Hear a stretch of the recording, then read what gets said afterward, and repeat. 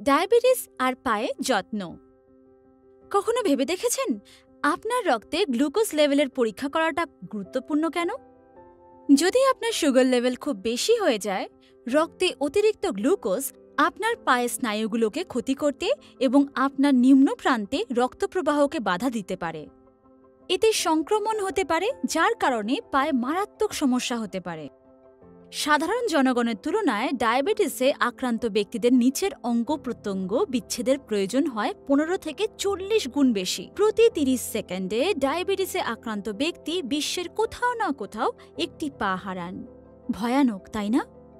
যদি আপনার বা আপনার প্রিয়জনের হাই ব্লাড সুগার থাকে, তবে তার লক্ষণগুলো সম্পর্কে আপনার সচেতন হওয়া উচিত।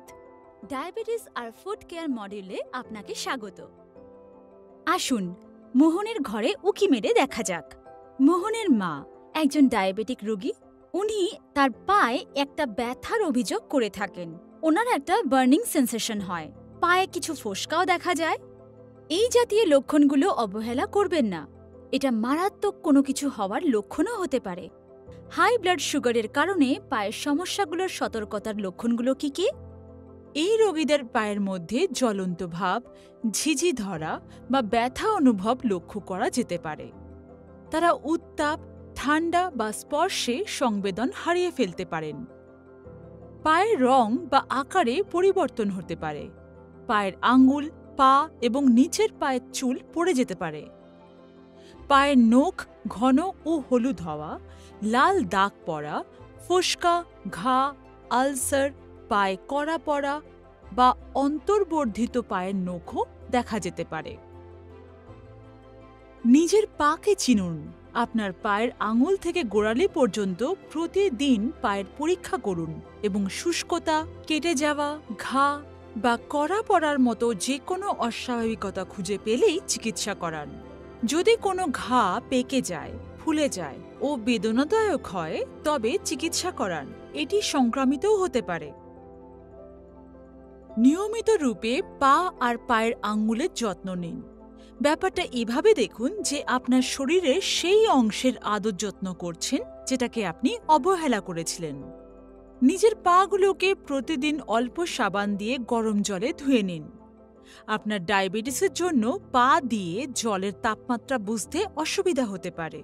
পা ভালো করে শুকিয়ে নিন। শুকনো ত্বককে লোশন বা তেল দিয়ে ময়শ্চারাইজ করুন। সংক্রমণ ভেজা জায়গায় বেশি বেড়ে ওঠে, তাই খেয়াল রাখবেন যেন আপনার পায়ের আঙ্গুলের মাঝের জায়গাটা ভালো করে শুকিয়ে নিয়েছেন। নিয়মিত পায়ের নখের যত্ন করাটাও সমানভাবে গুরুত্বপূর্ণ। শাওয়ার নেওয়া বা চান করার পর পায়ের নখ যখন নরম হয়ে যায়, তখন নখ কাটা ভালো। গোল করে কাটার তুলনায় সোজাসুজি কাটুন, যাতে নখ ভেতরে ঢুকে যেতে না পারে।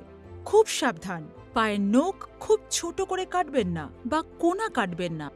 প্রান্তগুলো মসৃণ করতে একটি এমরি বোর্ড বা ফাইল ব্যবহার করুন।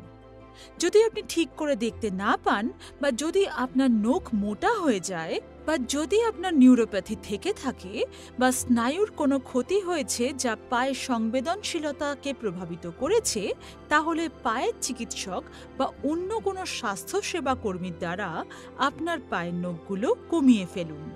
আপনি সবসময় জুতো পরে আপনার পাকে রক্ষা করতে সাহায্য করতে পারেন। ডায়াবেটিসযুক্ত লোকেদের জন্য পাগুলো মুখের মতো হওয়া উচিত। প্রতিদিন সেগুলোকে খেয়াল রাখুন।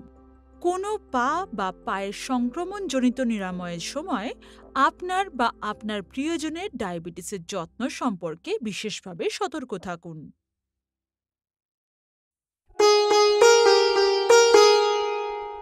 Bit diabetes, win life. USV দ্বারা জনসচেতনতার উদ্যোগ।